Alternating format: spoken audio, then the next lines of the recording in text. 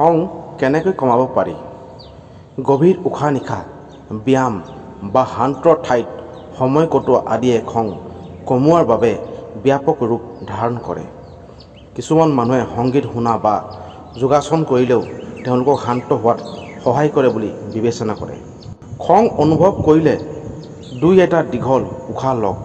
ইয়াৰ দ্বাৰা আপোনাৰ শৰীৰ আৰু মনক শান্ত হোৱাত সহায়ক হ'ব। অলপ খোজ কাঢ়িলেও খং কমাব পাৰি। শান্ত কৰা সংগীত শুনিলেও খং হ্ৰাস পাব পাৰে। নিয়মিত ধ্যান কৰিলে খং নিয়ন্ত্ৰণত সহায় হয়।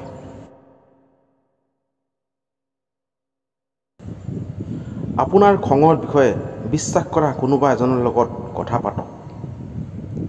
পাৰে যদি হনুমান চালিচা পঢ়িব। ওম নমঃ শিৱায়।